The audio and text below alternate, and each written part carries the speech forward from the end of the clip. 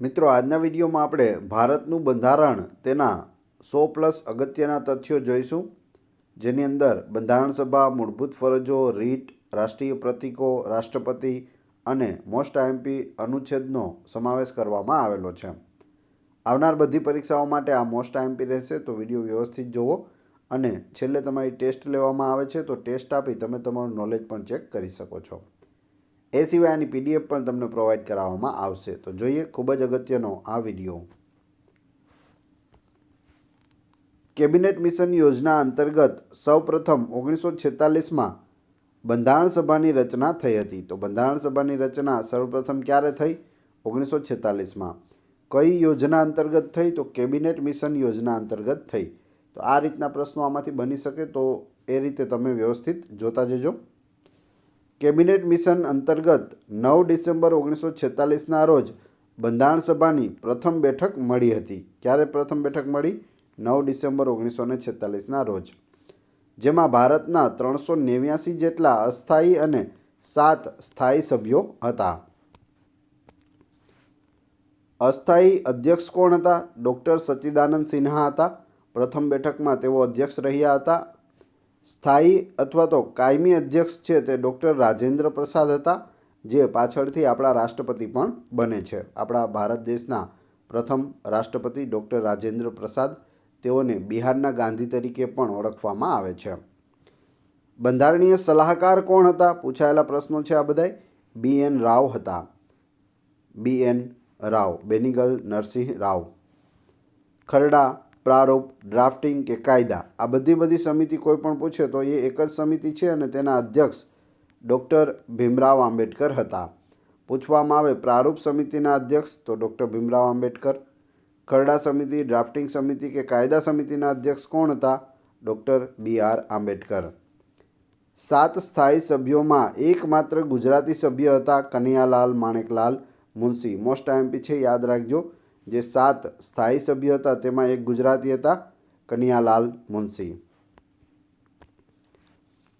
એકમાત્ર મહિલા સભ્ય હતા, સરોજિની નાયડુ. 7 સભ્યોમાંથી એકમાત્ર મહિલા સભ્ય સરોજિની નાયડુ. બંધારણ સમિતિ દ્વારા 9 ડિસેમ્બર 1946ના રોજ બંધારણ ઘડવાની શરૂઆત થઈ હતી. આ દિવસને ઝંડા દિવસ તરીકે ઉજવવામાં આવે છે. તો દર વર્ષે 9 ડિસેમ્બરને શું ઉજવવામાં આવે છે? ઝંડા દિવસ તરીકે ઉજવવામાં આવે છે. શું કારણ છે? તો તે દિવસે બંધારણ સમિતિએ બંધારણ ઘડવાની શરૂઆત કરી હતી.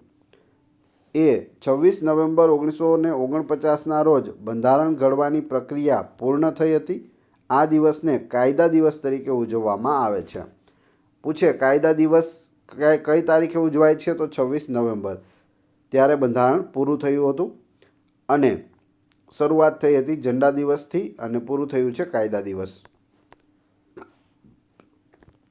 બંધારણ ઘડવામાં 2 વર્ષ, 11 માસ અને 18 દિવસ જેટલો સમય લાગ્યો હતો અને આશરે ₹64 લાખ જેટલો ખર્ચ થયો હતો.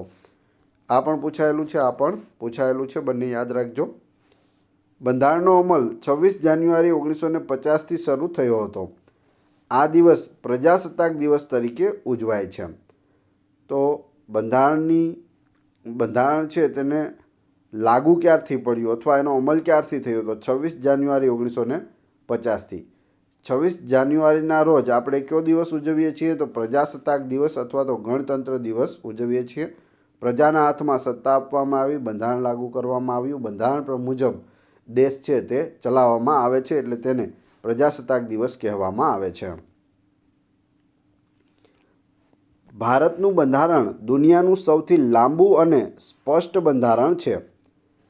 બંધારણ અમલમાં આવ્યું તે સમયે તેમાં 22 ભાગ, 395 અનુચ્છેદ અને 8 અનુસૂચિઓ હતી. જ્યારે હાલ બંધારણમાં 25 ભાગ, 448+ અનુચ્છેદો અને 12 અનુસૂચિઓ છે. તેમાં કુલ 520 પાના છે. બંધારણને લગતી ખૂબ જ અગત્યની માહિતી છે. પૂછવામાં આવે મૂળ બંધારણમાં કેટલા ભાગ હતા? 22 ભાગ હતા. મૂળ બંધારણમાં અનુચ્છેદ 395. અનુસૂચિ કેટલી હતી? 8 હતી. અત્યારે કેટલી છે? 12 છે અને ભાગ 25 થઈ ગયા છે. 520 પાના છે તેમાં છે. બંધારણના મુખ્ય પાના પર ભારતનું રાષ્ટ્રચિહ્ન, 4 સિંહોની આકૃતિ અને આપણા દેશનું વાસ્તવિક નામ, શું નામ છે આપણા દેશનું? રિપબ્લિક ઓફ ઇન્ડિયા એ લખેલું છે. તો મુખ્ય પાના પર શું છે? 4 સિંહોની આકૃતિ છે જે આપણું રાષ્ટ્રચિહ્ન છે અને આપણા દેશનું નામ રિપબ્લિક ઓફ ઇન્ડિયા લખેલું છે. વારાણસીના અશોક સ્તંભમાંથી 4 સિંહોની મુખાકૃતિને ભારતના રાષ્ટ્રીય ચિહ્ન તરીકે સ્વીકારી છે. તો આ પણ પૂછાયેલું છે, યાદ રાખજો. તેની નીચે દેવનાગરી લિપિમાં લખાયેલ સત્યમેવ જયતે વાક્યને રાષ્ટ્રીય વાક્ય તરીકે સ્વીકાર્યું છે. આપણું રાષ્ટ્રીય વાક્ય કયું છે? સત્યમેવ જયતે. સત્યમેવ જયતે જે આપણું રાષ્ટ્રીય વાક્ય છે તે કઈ લિપિમાં લખાયેલું છે?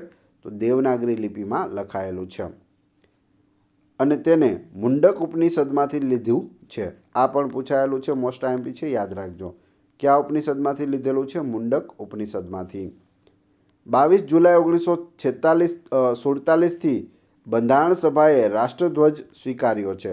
તો આપણા રાષ્ટ્રધ્વજનો સ્વીકાર ક્યારે કરવામાં આવ્યો? 22 જુલાઈ 1947ના રોજ. આપણા રાષ્ટ્રીય પ્રતીકો પર એક નજર કરીએ તો રાષ્ટ્રીય ગીત છે વંદે માતરમ, બંકિમચંદ્ર ચટ્ટોપાધ્યાયની આનંદમઠ નામની નવલકથામાંથી લેવામાં આવ્યું છે. તે 1896ના કલકત્તા અધિવેશનમાં પ્રથમ વખત ગવાયું હતું. ત્યારે અધિવેશનના અધ્યક્ષ રહીમતુલ્લાહ સયાની હતા.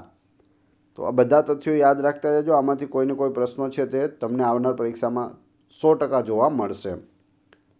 વિડીયો પસંદ આવી રહ્યો હોય તો લાઇક અવશ્ય કરી દેજો અને ચેનલ ઉપર નવા હોય તો ચેનલ સબસ્ક્રાઈબ કરવાનું ના ભૂલશો.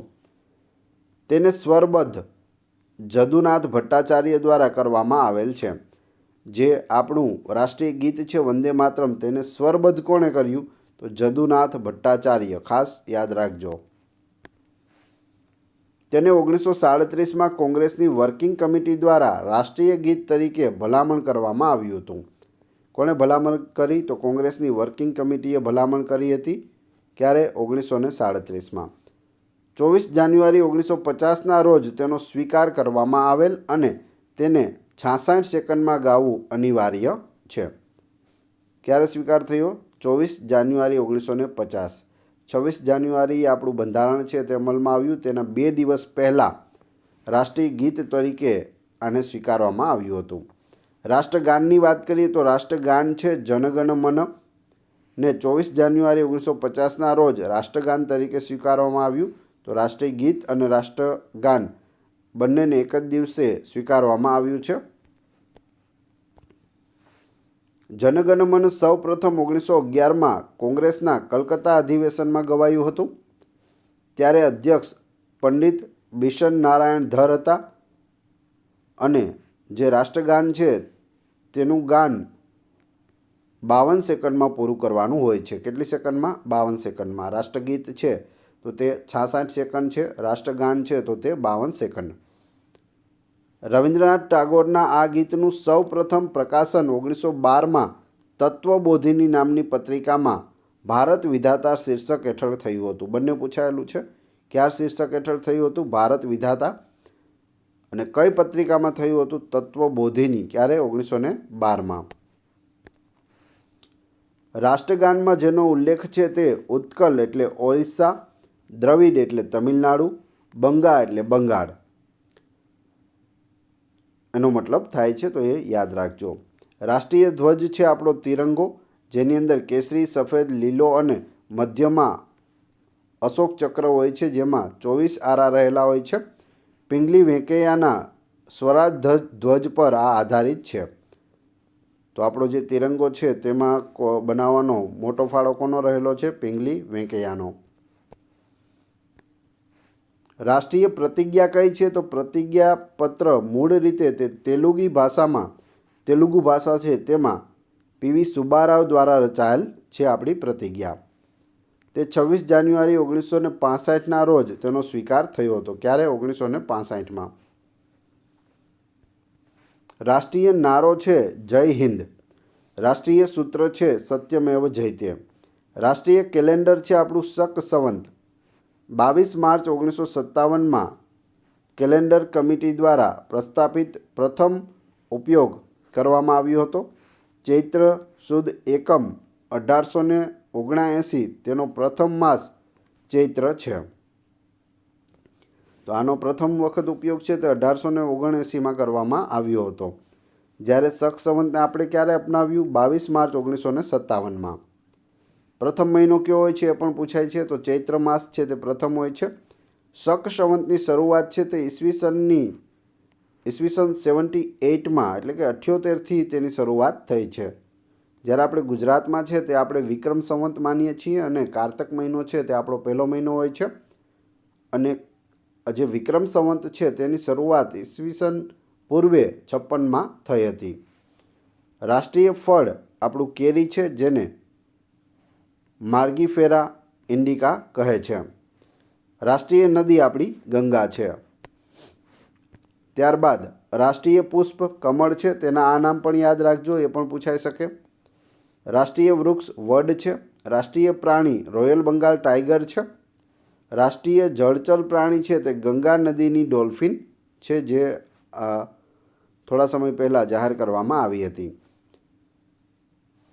અહીં આપણે વાત કરીએ રાષ્ટ્રીય પ્રાણીની, તો ભારતનું પ્રથમ રાષ્ટ્રીય પ્રાણી છે તે સિંહ હતું. ત્યારબાદ પ્રોજેક્ટ ટાઈગર આવે છે અને ટાઈગર એટલે વાઘને છે તે ભારતનું રાષ્ટ્રીય પ્રાણી બનાવવામાં આવે છે. રાષ્ટ્રીય વારસાગત પ્રાણી કયું છે? તો હાથી છે. રાષ્ટ્રીય પક્ષી મોર છે. પાવો ક્રિસ્ટેટસ કહે છે તેને. રાષ્ટ્રીય ચલણ રૂપિયો છે. INR તેને કહે છે. તેનું પ્રતીક જે છે આ રીતનું જે પ્રતીક છે તે 2010માં ડી ઉદયકુમાર દ્વારા ડિઝાઇન કરવામાં આવ્યું હતું. રાષ્ટ્રીય મીઠાઈ કઈ છે? તો જલેબી છે તે રાષ્ટ્રીય મીઠાઈ છે. નીચે દર્શાવેલ મુદ્દાઓ અન્ય દેશોના બંધારણમાંથી સ્વીકારવામાં આવ્યા છે. તો બીજા ઘણા બધા દેશોમાંથી આપણે ઘણી બધી વસ્તુ સ્વીકારેલી છે. કઈ કઈ છે તે જોઈએ. ઇંગ્લેન્ડમાંથી આપણે શું સ્વીકાર્યું? તો સંસદનો ખ્યાલ ઇંગ્લેન્ડમાંથી લેવામાં આવ્યો. સ્પીકરનો હોદ્દો, જે અધ્યક્ષ હોય તેનો હોદ્દો ઇંગ્લેન્ડમાંથી લીધો. વડાપ્રધાન અને તેનું મંત્રીમંડળ જે છે તેનો વિચાર પણ આપણે ઇંગ્લેન્ડમાંથી સ્વીકારેલો છે.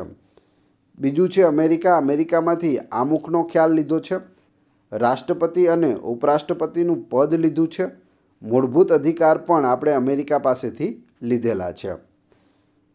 ઓસ્ટ્રેલિયા પાસેથી આપણે આમુખની ભાષા લીધેલી છે. જો બંને વસ્તુ અલગ અલગ છે, આમુખનો ખ્યાલ પૂછે તો અમેરિકા, આમુખની ભાષા ક્યાંથી લીધી આપણે? તો ઓસ્ટ્રેલિયા પાસેથી લીધી છે. આયર્લેન્ડમાંથી રાજ્યનીતિના માર્ગદર્શક સિદ્ધાંતો લીધેલા છે. ઘણી વખત પૂછાયેલો આ પ્રશ્ન છે. રાજ્યનીતિના સિદ્ધાંતો આપણે કયા દેશ પાસેથી લીધા છે? આયર્લેન્ડ પાસેથી. મૂળભૂત ફરજો છે તે રશિયા પાસેથી લીધેલી છે. ટોટલ 11 આપણી મૂળભૂત ફરજો છે. કટોકટીની જોગવાઈ આપણે જર્મની પાસેથી લીધેલી છે. કેનેડા પાસેથી સંઘાત્મક વ્યવસ્થા એટલે કે મજબૂત કેન્દ્ર ધરાવતું સમવાયી તંત્ર આપણે કેનેડા પાસેથી લીધેલું છે. દક્ષિણ આફ્રિકા પાસેથી સંશોધન પ્રક્રિયા, બંધારણમાં સુધારા વધારા કરવાનો ખ્યાલ છે તે આપણે દક્ષિણ આફ્રિકાના બંધારણમાંથી અપનાવેલો છે. ફ્રાન્સના બંધારણમાંથી પ્રજાસત્તાક શાસન વ્યવસ્થા આપણે લીધેલી છે. જાપાનમાંથી કાનૂન વ્યવસ્થા આપણે અપનાવેલી છે. આમુખની વાત કરીએ તો ભારતના બંધારણમાં આમુખ તૈયાર કરાવનાર કોણ હતા? જવાહરલાલ નહેરુ હતા. આમુખને તૈયાર કરાવ્યું. જવાહરલાલ નહેરુએ આમુખને બંધારણનો આત્મા કહ્યો છે. પૂછવામાં આવે બંધારણનો આત્મા આમુખને કોણે કહ્યો છે? તો જવાહરલાલ નહેરુને. જવાહરલાલ નહેરુ છે તે આપણા દેશના પ્રથમ વડાપ્રધાન હતા. 1973માં કેશવાનંદ ભારતી કેસના ચુકાદામાં સુપ્રીમ કોર્ટે જાહેર કર્યું કે આમુખ એ બંધારણનો જ એક ભાગ છે. આ કેસ છે તે ખૂબ ફેમસ છે અને ઘણી વખત પૂછાયેલો છે. કેશવાનંદ ભારતી કેસ 1973. શું કહી દીધું? તો આમુખ છે એ બંધારણનો જ એક ભાગ છે તેવું કહ્યું. 1976માં 42માં બંધારણીય સુધારા દ્વારા આમુખમાં ભારતને સાર્વભૌમ, સમાજવાદી, ધર્મનિરપેક્ષતા અને લોકતાંત્રિક ગણરાજ્ય કહેવાયું છે. 1942માં જે બંધારણીય સુધારો થયો તેને મિની બંધારણ તરીકે પણ ઓળખવામાં આવે છે. સાલ પણ તેની પૂછાય છે કે 42મો બંધારણીય સુધારો કઈ સાલમાં થયો? તો 1976માં થયો. આ પણ પૂછવામાં આવે છે કે બંધારણમાં ધર્મનિરપેક્ષતા શબ્દ ક્યારે ઉમેરવામાં આવ્યો? સુધારો પૂછે તો 42મો અને સાલ પૂછે તો 1976. તો આ રીતે બધી તથ્યો છે તે તમારે યાદ રાખતા જવા. બીજો કેસ છે ગોલકનાથ કેસ.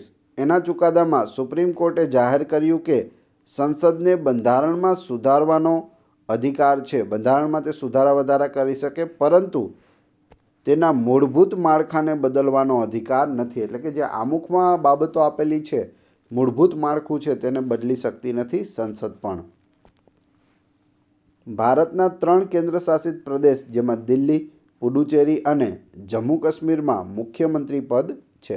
પહેલાં 2 હતા, પરંતુ જમ્મુ કાશ્મીર અને લદ્દાખ 2 કેન્દ્રશાસિત પ્રદેશ બન્યા ત્યારથી દિલ્હી, પુડુચેરી અને જમ્મુ કાશ્મીરમાં મુખ્યમંત્રી પદ આવેલા છે.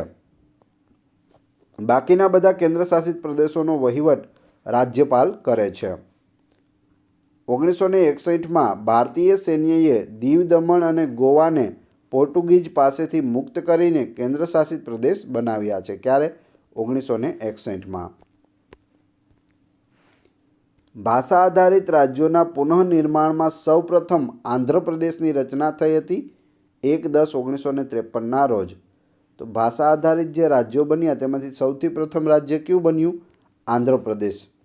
આંધ્રપ્રદેશને પણ 2014માં તોડવામાં આવ્યું અને તેમાંથી તેલંગાણા રાજ્ય છે તે બનાવવામાં આવ્યું છે. અનુચ્છેદ 1થી 4માં પહેલો ભાગ છે.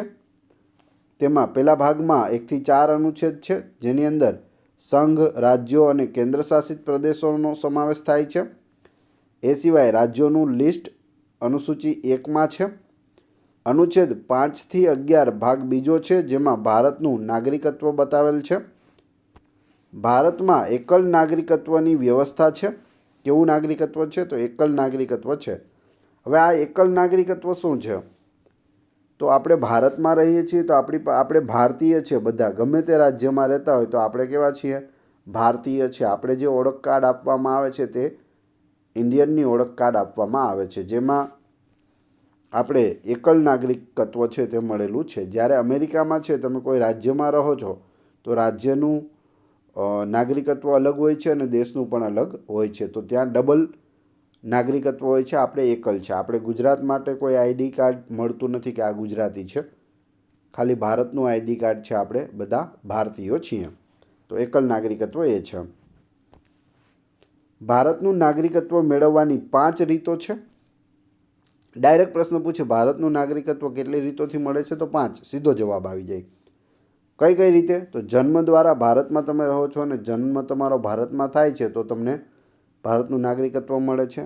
વંશાનુક્રમ દ્વારા. તમારો વંશ આગળ આગળ વધતો જાય, બધાને ભારતનું નાગરિકત્વ મળતું જાય. દસ્તાવેજ નોંધણી દ્વારા પણ તમને નાગરિકત્વ મળે છે. દેશીકરણની પદ્ધતિ દ્વારા પણ મળે છે અને પ્રદેશોના સમાવેશ દ્વારા પણ મળે છે. કોઈ પ્રદેશ છે તેને આપણા ભારતની અંદર આપણે સમાવેશ કરી લઈએ તો ત્યાં રહેતા બધા લોકો તેને ભારતનું નાગરિકત્વ છે તે ઓટોમેટિક મળી જાય છે. દાખલા તરીકે સિક્કિમ. મૂળભૂત અધિકારો. ભારતનું મેગ્ના કાર્ટા તેને કહે છે. પૂછવામાં આવે ભારતનું મેગ્ના કાર્ટા એટલે શું? તો મૂળભૂત અધિકારો. અનુચ્છેદ 12થી અનુચ્છેદ 35 સુધીમાં મૂળભૂત અધિકારો આપેલા છે. મૂળભૂત અધિકારો કયા ભાગમાં છે? તો ભાગ 3માં છે. તે જોઈએ. સમાનતાનો અધિકાર પ્રથમ તો છે તે અનુચ્છેદ 14થી અનુચ્છેદ 18 વચ્ચે સમાનતાનો અધિકાર આવેલો છે. અનુચ્છેદ પણ યાદ રાખતા જજો, કેમ કે ડાયરેક્ટ પ્રશ્ન એ રીતે પણ પૂછવામાં આવે છે કે સમાનતાનો અધિકાર નીચેનામાંથી કયા અનુચ્છેદમાં રહેલો છે? તો 14થી 18માં. અનુચ્છેદ 14 જોઈએ તો તેમાં કાયદા સમક્ષ સમાનતા છે. અનુચ્છેદ 15માં ભેદભાવ સામે રક્ષણ છે. અનુચ્છેદ 16માં જાહેર રોજગારીની બાબતમાં સમાનતા છે. અને જ્યારે અનુચ્છેદ 17માં અસ્પૃશ્યતા નાબૂદી છે. આ ઘણી વખત પૂછાયેલો છે, ખાસ યાદ રાખજો. અનુચ્છેદ 17 અસ્પૃશ્યતા નાબૂદી. સ્વતંત્રતાનો અધિકાર છે તે અનુચ્છેદ 19થી લઈને 22 સુધી રહેલો છે, જેમાં અનુચ્છેદ 19માં વાણી અને અભિવ્યક્તિની સ્વતંત્રતા છે. અનુચ્છેદ 20માં દોષારોપણ સામે રક્ષણ છે. અનુચ્છેદ 21માં જીવન જીવવાનો હક અને શારીરિક સ્વતંત્રતાનું રક્ષણ છે. અનુચ્છેદ 22માં કેટલાક સંજોગોમાં ધરપકડ કે અટકાયત સામે રક્ષણ મળે છે, જે આગોતરા જામીન આપણે કહીએ છીએ તે. હવે નોંધ છે, અનુચ્છેદ 20 અને 21ના મૂળભૂત અધિકારો કટોકટીના સમયે પણ નાબૂદ કરી શકાતા નથી. એટલે દોષારોપણ સામે રક્ષણ અને જીવન જીવવાનો હક અને શારીરિક સ્વતંત્રતાનું રક્ષણ, તે બંને જે આપણા મૂળભૂત અધિકારો છે, તે ગમે તેવી કટોકટી લાગી હોય તો પણ તે નાબૂદ કરી શકાતા નથી. શોષણ સામેનો અધિકાર અનુચ્છેદ 23-24માં છે. અનુચ્છેદ 23માં મનુષ્ય વેપાર કે બળજબરીથી મજૂરી પર પ્રતિબંધ ફરમાવવામાં આવેલ છે. અનુચ્છેદ 24માં 14 વર્ષની નીચેના બાળકોને મજૂરી સામે રક્ષણ મળેલ છે. તો મોસ્ટ આઈએમપી આ રહેશે, યાદ રાખજો. અનુચ્છેદ 24. ધાર્મિક સ્વતંત્રતાનો અધિકાર છે તે અનુચ્છેદ 25થી 28માં દર્શાવેલ છે.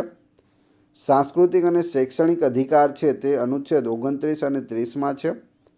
બંધારણીય ઇલાજોનો હક અનુચ્છેદ 32માં રહેલો છે. પૂછાયેલું છે બંધારણીય ઇલાજોનો હક કેમાં છે? અનુચ્છેદ 32. ડૉક્ટર ભીમરાવ આંબેડકરે અનુચ્છેદ 32ને બંધારણનો આત્મા કહ્યો છે. જો આમુખને બંધારણનો આત્મા કોણે કહ્યો? જવાહરલાલ નહેરુએ. પૂછવામાં આવે ડૉક્ટર ભીમરાવ આંબેડકરે કોને બંધારણનો આત્મા કહ્યો છે? તો અનુચ્છેદ 32ને.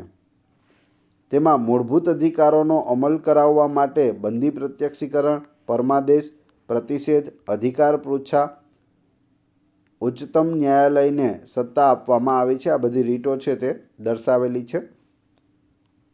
પ્રાથમિક શિક્ષણનો અધિકાર છે તે અનુચ્છેદ 21A હેઠળ આવે છે. મૂળભૂત અધિકારોની મોકૂફતા જોઈએ તો કટોકટીના સમયે અનુચ્છેદ 358 મુજબ મૂળભૂત હકોને મોકૂફ રાખી શકાય છે. અનુચ્છેદ 359 મુજબ વાણી સ્વાતંત્ર્યનો અધિકાર છે તે પણ મોકૂફ રાખી શકાય છે. ગમે તેવી કટોકટીના સંજોગોમાં પણ અનુચ્છેદ 20 અને 21ના મૂળભૂત અધિકારોને મોકૂફ કરી શકાતા નથી. એ બંને યાદ રાખજો, 20 અને 21. અગત્યના આજ્ઞાપત્રો એટલે કે રીટ છે તે આપણે જોઈએ તો પ્રથમ છે હેબિયસ કોર્પસ. બંને નામ યાદ રાખજો. ગુજરાતીમાં તેને બંદી પ્રત્યક્ષીકરણ અથવા તો શરીરને હાજર કરો તેવું થાય છે.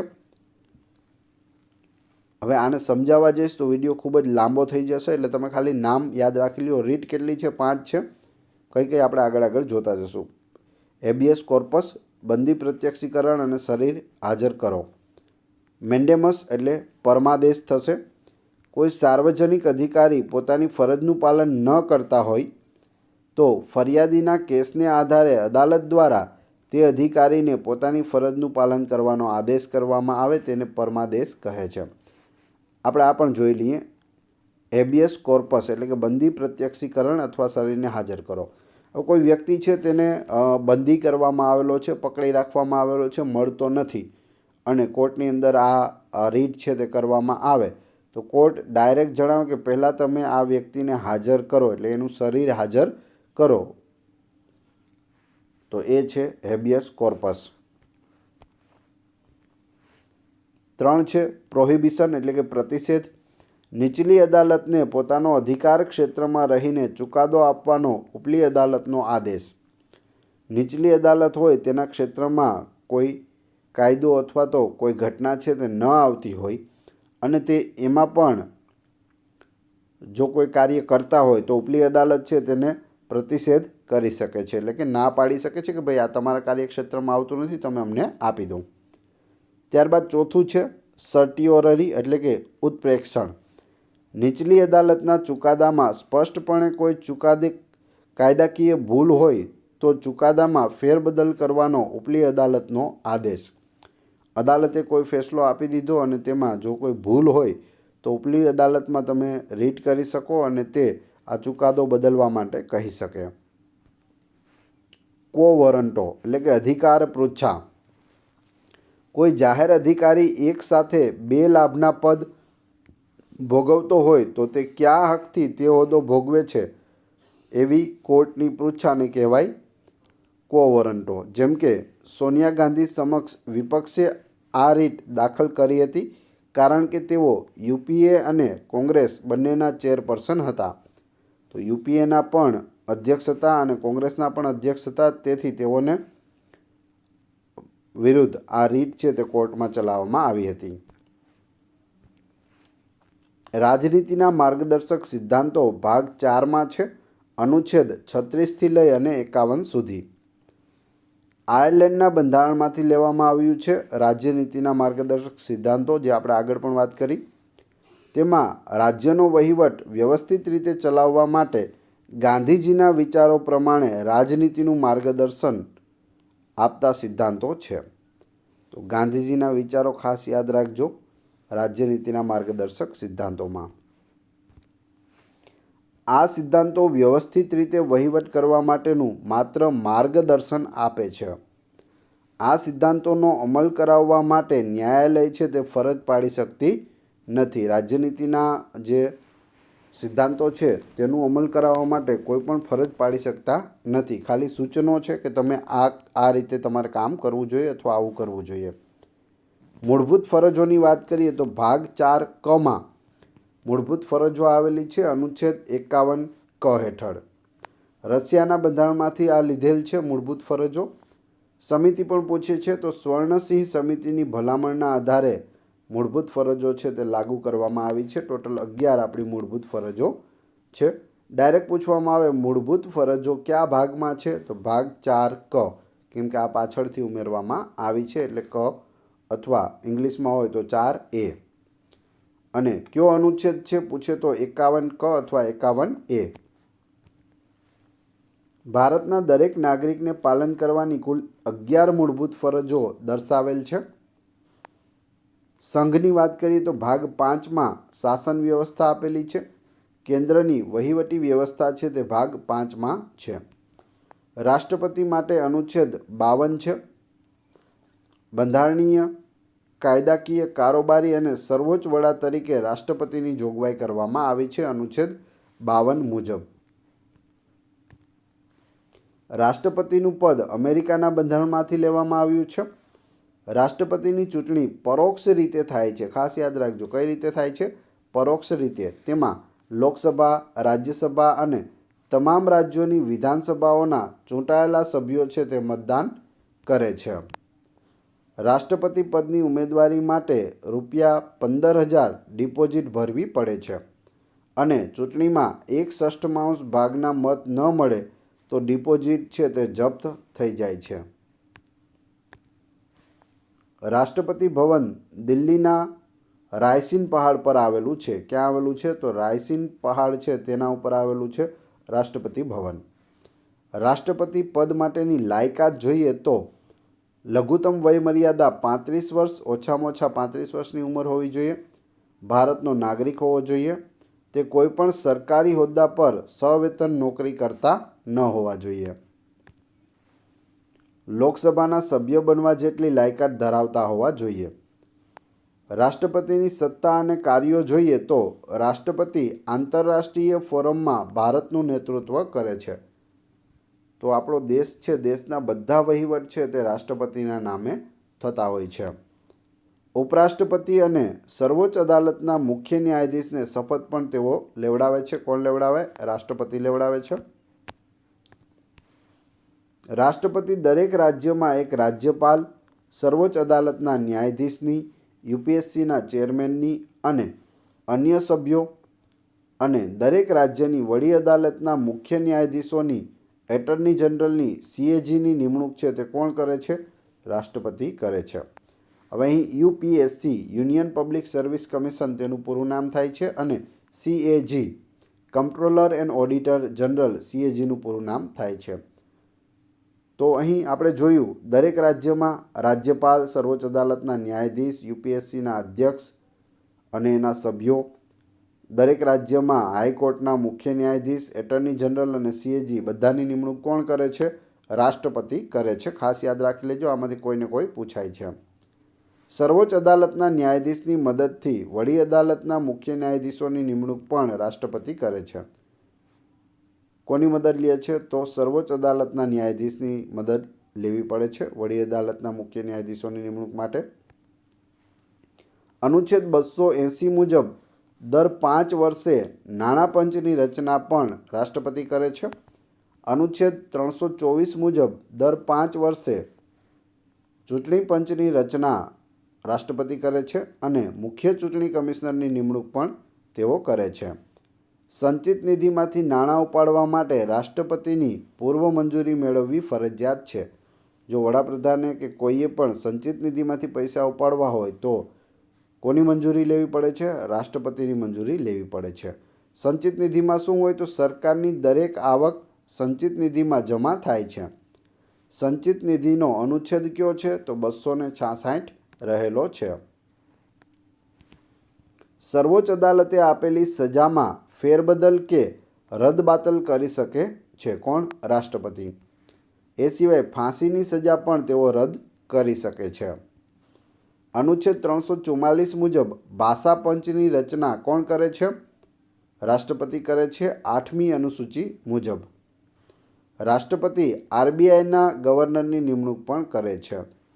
રિઝર્વ બેંક ઓફ ઇન્ડિયા એના ગવર્નરની નિમણૂક કોણ કરે? રાષ્ટ્રપતિ. જ્યારે એક પણ ગૃહનું સત્ર ચાલુ ન હોય અને રાષ્ટ્રપતિને કાયદો ઘડવાની જરૂર જણાય તો તે વટહુકમ પણ બહાર પાડી શકે છે. હવે તમારી ટેસ્ટ. જે આપણે વિડીયો જોયો તેમાંથી તમને અહીં પ્રશ્નો પૂછવામાં આવે છે જેના જવાબ તમારે ક્રમશઃ કમેન્ટ બોક્સમાં આપવાના છે, જેથી મને ખ્યાલ આવે કેટલા લોકો વ્યવસ્થિત વિડીયો જુએ છે અને કેટલા લોકોને આ પ્રશ્નોના જવાબ આવડે છે. પ્રશ્ન નંબર 1. બંધારણ સભાની રચના ક્યારે થઈ હતી? 2. બંધારણ સભાના અસ્થાયી અધ્યક્ષ કોણ હતા? 3. કયા દિવસને કાયદા દિવસ તરીકે મનાવવામાં આવે છે? અને 4. બંધારણ મુજબ આપણી મૂળભૂત ફરજો કેટલી છે? તો આપણી મૂળભૂત ફરજો કેટલી છે તે પણ જણાવી દેજો. આ વિડીયોની PDF મેળવવા માટે તમે ટેલિગ્રામમાં GK with AM ચેનલની મુલાકાત લઈ શકો છો, જેની લિંક ડિસ્ક્રિપ્શનમાં પણ આપેલી છે. વિડીયો પસંદ આવ્યો હોય તો લાઇક, કોમેન્ટ, શેર અને સબસ્ક્રાઈબ કરવાનું ના ભૂલશો. આ ચેનલ ઉપર ઘણા બધા વિડીયો અવેલેબલ છે. તમે ચેનલના નામ ઉપર ક્લિક કરી વિડીયોમાં જઈ બધા જ વિડીયો જોઈ શકો છો. Thanks for watching my video.